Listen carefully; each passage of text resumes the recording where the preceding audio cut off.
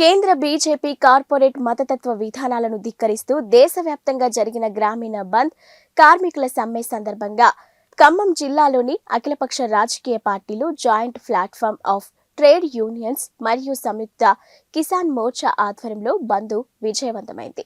ఇక బంద్ కార్మికుల సమ్మె సందర్భంగా పాత బస్టాండ్ వద్ద కార్మిక సంఘాల జిల్లా అధ్యక్షులు కొత్త సీతారాములు, గాదె లక్ష్మీనారాయణ, తుమ్మ విష్ణువర్ధన్, పుల్లయ్య, ఐ వెంకన్నల అధ్యక్షతన ఏర్పాటు చేసిన సభలో సిఐటియు జాతీయ ఉపాధ్యక్షులు ఎం సాయిబాబు, పోతినేని సుదర్శన్ రావు, బాగం హేమంతరావు, శేఖర్ గౌడ్ తదితరులు పాల్గొన్నారు. ఇక అధికారానికి వచ్చి 10 సంవత్సరాలు పూర్తయింది.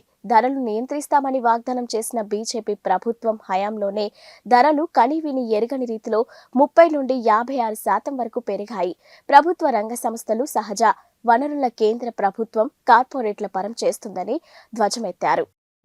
బీజేపీకి వ్యతిరేకంగా దేశవ్యాప్తంగా భారతదేశంలోని అన్ని కార్మిక సంఘాలు, అన్ని రాజకీయ పార్టీలు ఏకమై బీజేపీ ప్రభుత్వం చేస్తున్నటువంటి కార్మిక వ్యతిరేక, కర్షక వ్యతిరేక విధానాలకు నిరసనగా ఈరోజు బంద్ పిలుపుకోవడం జరిగింది. ఆ బంద్లో భాగంగా ఈరోజు ఖమ్మం జిల్లా వ్యాప్తంగా అన్ని మండలాలు మరియు పట్టణంతో సహా ఇవాళ బంద్ కార్యక్రమం చేయడం జరుగుతూ ఉంది. ఈ బంద్లో మేమందరం కూడా పాల్గొన్నాం. అసలు ప్రత్యేకించి మోడీ గారికి రాముడా ప్రజల ఎవరు కావాలనేటటువంటిది, రాముడు కావాలని చెప్పి ఇవాళ అయోధ్యలో రామ మందిరం కట్టామని చెప్పి ప్రజలందరినీ కూడా ఒక రామాలయం ఉంది చాలు అనేటటువంటి ఒక ఆలోచనతోనే, దుర్మార్గమైనటువంటి ఆలోచనతోనే ఇవాళ ప్రపంచవ్యాప్తంగా కూడా ఒక మాట వినపడతా ఉంది. ఈవెన్ భారతదేశంలో 370 సీట్లు గెలుస్తానని చెప్పి మాట చెప్తా ఉన్నాడు. నిజంగా మోడీకి ఒక సవాల్ చేస్తా ఉన్నాం. ఈ సందర్భంగా ఖమ్మం బస్టాండ్ నుంచి 8 గంటల పని విధానాన్ని రద్దు చేస్తా ఉన్నారు. 12 గంటల పని విధానం ప్రవేశపెడతా ఉన్నారు.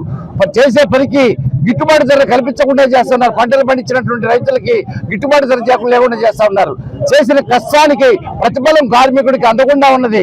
కాబట్టి వీటన్నిటిని దృష్టిలో పెట్టుకొని భారత జాతీయ ఐఎన్టీసీ అధ్యక్షుడిగా ఉన్న జి సంజీవ్ రెడ్డి గారి నాయకత్వంలో అన్ని కార్మిక సంఘాలు, జాతీయ కార్మిక సంఘాలు 14 సంఘాలు కలిసి ఇవాళ దేశవ్యాప్తంగా పిలిపివ్వడం జరిగింది.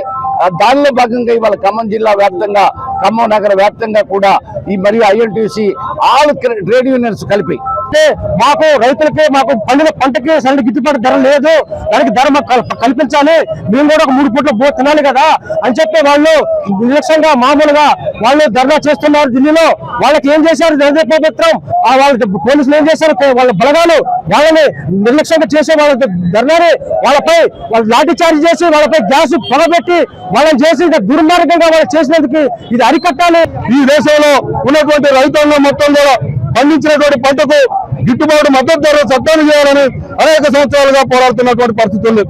అంతేకాకుండా దేశంలో ఉన్నటువంటి కార్మిక సంఘాలు మొత్తం కూడా కనీస వేతన చట్టాన్ని అమలు చేయాలని, ఈ మధ్య కాలంలో ఏర్పాటు చేసినటువంటి 4 లేబర్ కోడ్ల చట్టాన్ని రద్దు చేయాలని ఇలా ప్రధానమైనటువంటి డిమాండ్లతో దేశవ్యాప్తంగా అనేక ఆందోళన కార్యక్రమాలు కొనసాగుతున్నటువంటి సందర్భంలో ఇలా దేశంలో అనేక మంది మేధావుల్ని ఇలా ప్రజల తరపున, రైతుల తరపున, కార్మికుల తరపున మాట్లాడుతున్నటువంటి అనేక మందిని ఇలా జైళ్లలో నిర్బంధిస్తున్నటువంటి పరిస్థితి ఉంది.